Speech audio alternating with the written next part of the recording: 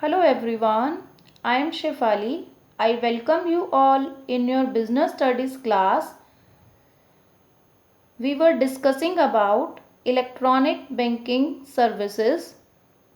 Today we will continue our topic and discuss about some more e-banking services.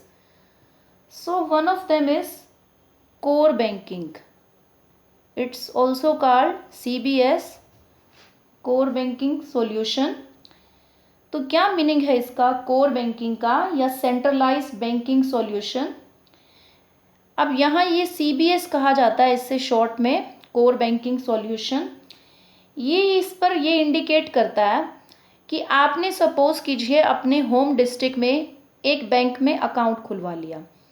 For example state bank of India में आपने आपके home district में account open कर लिया। अब आपको किसी काम से दूसरे डिस्ट्रिक्ट जाना पड़ता है, आप अपने शहर से बाहर किसी और डिस्ट्रिक्ट में किसी और जगह पर गए। आपको कोई काम है बैंक में और आपको वो काम इमीडिएटली है। तो ये जो कोर बैंकिंग सॉल्यूशन है ये कहता है कि आप किसी एक ब्रांच के कस्टमर नहीं हो कि भाई आपने अपनी होम डिस्ट्रिक्ट में खुलवाया तो सिर्फ उस ब्रांच के नहीं, आप उस पूरे बैंक के कस्टमर हो। आप किसी भी डिस्ट्रिक्ट से all over the India, all over the country उस बैंक में जा कर के कोई भी आपको काम है आपके अकाउंट से रिलेटेड तो वो काम आप कर सकते हैं। आप बैंकिंग सर्विसेज का बेनिफिट ले सकते हैं। आप अगर अपने अकाउंट की कोई भी डिटेल पता कराना चाहते हैं तो आप किसी भी ब्रांच में जाकर उसी बैंक की, अगर स्टेट बैंक में है तो स्टेट बैंक की ही ऑल ओवर द कंट्री किसी भी ब्रांच में जाकर अपने अकाउंट से रिलेटेड जो भी सर्विस आप चाहते हैं वो आप यूज़ कर सकते हैं। अब ये ज़रूरी नहीं है कि हर बैंक आपको ये सर्विस देता हो। कुछ बैंक हैं जो CBS इनेबल्ड हैं जहाँ पर ये फैसिलिटी है। कुछ बैंक्स नहीं भी हैं, जो नहीं होते हैं तो उनका आप सिर्फ उसी डिस्ट्रिक्ट में ही अकाउंट अपना जो है वो आप ऑपरेट कर सकते हो। सपोज़ आपको कुछ और जानना है कि कोई आपको बैंक में ब्रांच में जाकर के अपने अकाउंट से पैसे निकालने हैं, ATM से आप नहीं निकाल पा रहे हो, आप बैंक में जो है वो स्लिप को फिल करके अपना चेक लगा करके पैसे निकालना चाहते हो। अगर वो ब्रांच CBS इनेबल्ड होगी तभी आप किसी और डिस्ट्रिक्ट में जाकर ऐसा कर सकते हो। CBS की इनेबिलिटी नहीं होगी तो आप नहीं यूज़ कर पाएंगे, देन आप अपनी ही डिस्ट्रिक्ट में यूज़ कर पाएंगे। कुछ आपको फंड ट्रांसफ़र करवाना है अपने अकाउंट से किसी दूसरे के अकाउंट में तो इस टाइप की फैसिलिटीज़ देता है फंड ट्रांसफ़र। या फिर आपको कैश विड्रॉवल करवाना है बैंक में ब्रांच जा कर के, देन उसके बाद आपको अपनी पासबुक कंप्लीट करानी है। बेसिकली क्या है कि बैंक जाके हम जो भी चीज़ें फैसिलिटी वहाँ पे लेते हैं अपने अकाउंट से रिलेटेड वो सब चीज़ें आ जाएंगी इसमें। तो ये सारा आपको इनेबल्ड करती है कोर बैंकिंग सॉल्यूशन। तो वो तब होगा जब वो ब्रांच CBS इनेबल्ड होगी। अब आती है आपकी नेक्स्ट चीज़, आपने सुनी भी होगी NEFT। पूरा नाम है इसका national electronic fund transfer. National electronic fund transfer. तो नेशनल से पता चल रहा है कि ऑल ओवर द कंट्री आप कहीं भी किसी को भी फंड ट्रांसफ़र कर सकते हो, पैसा भेज सकते हो NEFT के थ्रू। अब थोड़ा डिटेल में जान लेते हैं कि क्या है ये। यहाँ आपका अकाउंट किसी भी बैंक में है, आप वहाँ से किसी और पर्सन को NEFT के थ्रू पैसा भेज सकते हो।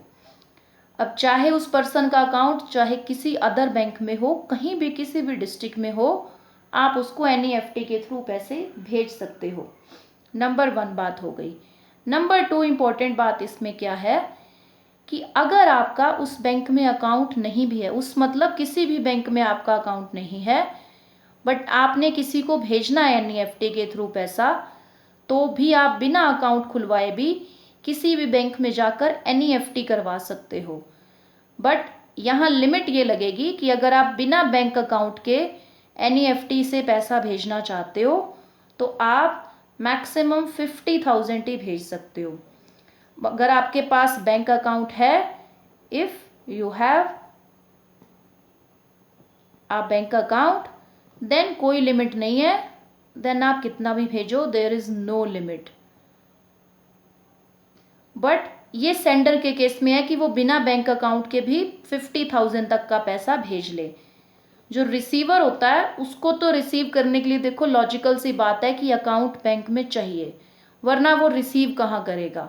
रिसीव करने के लिए कोई अकाउंट तो चाहिए ना। तो रिसीवर के लिए मस्ट है कि receiver should have a bank account.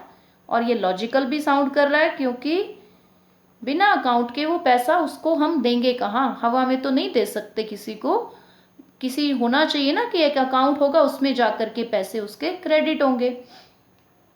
अब आती है कि ये जो आपकी एनईएफटी है, ये आप ऐसे मतलब किसी भी टाइम पर जाकर करवा ज़रूर सकते हो बैंक में, बट जो पैसा आपका सेंड होगा वो बैचेस में होता है।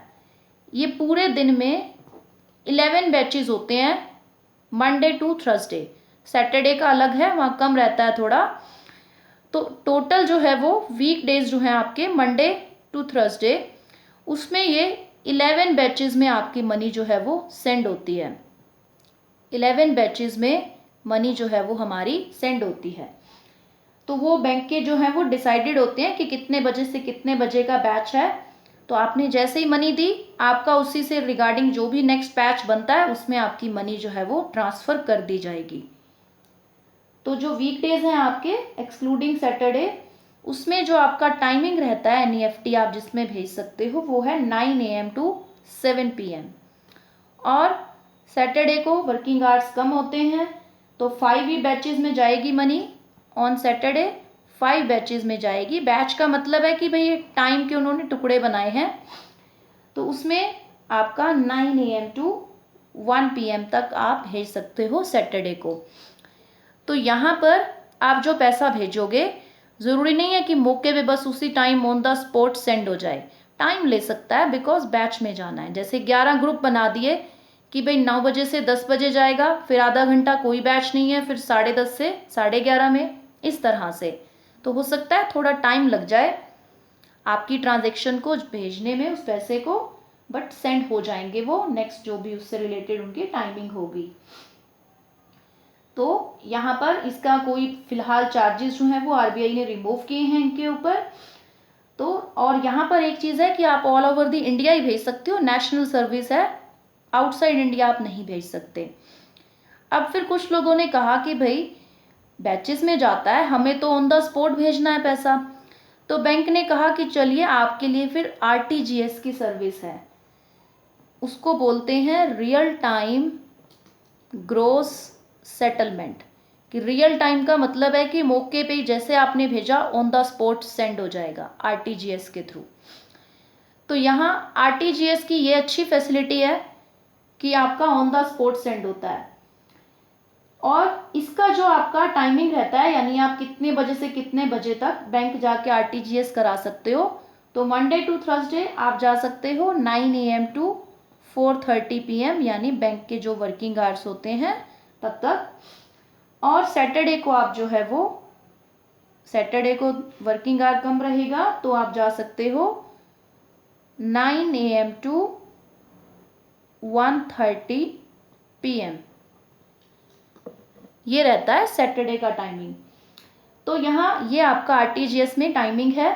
बट आरटीजीएस की जो मेन बात है वो क्या है कि आप ऐसे कम पैसों की नहीं, एटलीस्ट मिनिमम, मैं मिनिमम कह रही हूँ, मैक्सिमम नहीं लिखा है मैंने, मिनिमम लिखा कि मिनिमम 2 लाख रुपीज़ अगर आपको भेजने हैं ना तभी आरटीजीएस होगी।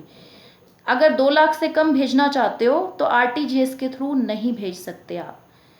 कम से कम 2 लाख भेजने हैं तभी बैंक आपको आरटीजीएस देगा। 5 लाख 10 लाख फिर कितना भी भेजो तभी आप जो है वो आरटीजीएस करा सकते हो। और कोई अपर लिमिट है ही नहीं आरटीजीएस की, कितना भी भेजो आप, 1 करोड़ 2 करोड़ कितना भी भेजो। तो यहाँ ये ट्रांजेक्शन्स जो हैं वो कॉन्टिन्यूस चलती हैं। तो एनईएफटी और आरटीजीएस में यही फ़र्क है, एनईएफटी में बैचेज में जाएगा, टाइम लग सकता है, आरटीजीएस में जाएगा ऑन द स्पॉट, लेकिन प्राइस सीलिंग है कि 2 लाख रुपीज़ भेजने हैं तभी आरटीजीएस होगी, कम भेजना है तो फिर एनईएफटी वगैरह करा लो।